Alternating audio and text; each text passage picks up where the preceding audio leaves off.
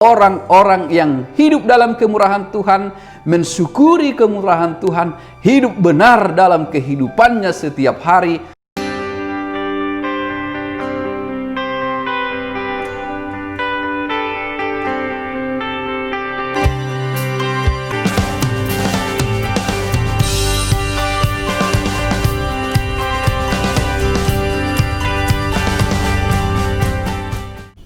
Salam sejahtera Sobat Kristiani, kita bertemu kembali dalam program kita, program Renungan Malam di Sobat Kristiani TV.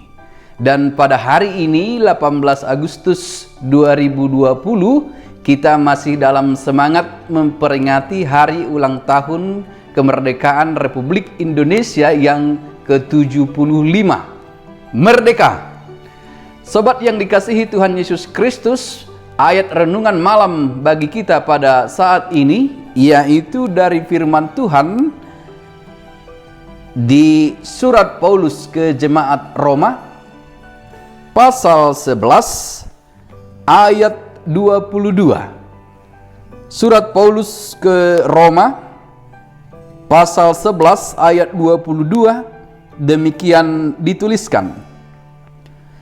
Sebab itu perhatikanlah kemurahan Allah dan juga kekerasannya, yaitu kekerasan atas orang-orang yang telah jatuh, tetapi atas kamu kemurahannya, yaitu jika kamu tetap dalam kemurahannya, jika tidak kamu pun akan dipotong juga.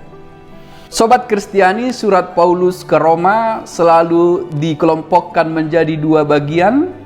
Bagian pertama yaitu mengenai ortodoksi ataupun ajaran yang benar dari pasal 1 sampai dengan pasal 11. Kemudian pasal 12 sampai dengan pasal 16 adalah tentang ortopraksis, yaitu praktek hidup yang benar. Lalu ayat renungan kita pada malam hari ini masih berada di kelompok ajaran yang benar ataupun ortodoksi. Ajaran yang benar yang mendorong kita ataupun memampukan kita melakukan praktek hidup yang benar. Ortopraksis, praktek hidup yang sesuai dengan ajaran-ajaran yang benar. Inti pokok pengajaran Paulus adalah bahwa Tuhan tidak menginginkan seorang pun binasa. Oleh sebab itu semua orang, baik Yahudi ataupun non-Yahudi, mendapatkan kasih kemurahan Tuhan. Dalam ayat renungan kita ini sesuatu yang sangat penting bagi kehidupan kita memahami dan mengingat kasih kemurahan Tuhan. Disebutkan, sebab itu perhatikanlah kemurahan Allah, bahwa hidup dan keselamatan setiap orang adalah kemurahan Allah saja. Di dalam renungan kita pasal 11 ini kita melihat Paulus bersukacita karena ia menjadi rasul kepada orang non-Yahudi yang membuat orang-orang Yahudi cemburu. Itu diinginkan oleh Paulus supaya orang-orang Yahudi juga menerima kabar baik, menerima Injil itu. Tetapi ada di antara mereka yang mengeraskan hatinya. Namun sebaliknya Paulus juga menegur orang-orang non-Yahudi yang telah menerima berita keselamatan itu, yang kemudian membanggakan diri, menganggap diri lebih baik, lebih layak untuk memperoleh keselamatan itu. Lalu Paulus menegur keduanya, bukan soal kepada siapa berita kabar baik itu diberitakan, tetapi siapakah yang menerima kabar baik, berita tentang keselamatan itu. Bisa saja itu dari orang-orang Yahudi, bisa saja itu dari non-Yahudi.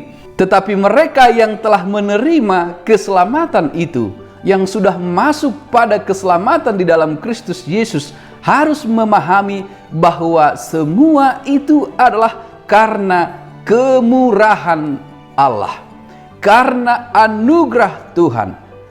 Ajaran yang benar ini bahwa keselamatan dan kehidupan setiap orang adalah anugerah Tuhan saja, kemurahan Tuhan saja, kemudian membuat kita di dalam praktek hidup setiap hari mengerti apa yang harus kita lakukan, mengerti mengucap syukur dan berterima kasih, dan hidup benar. Sebab hidup hanyalah kemurahan Tuhan.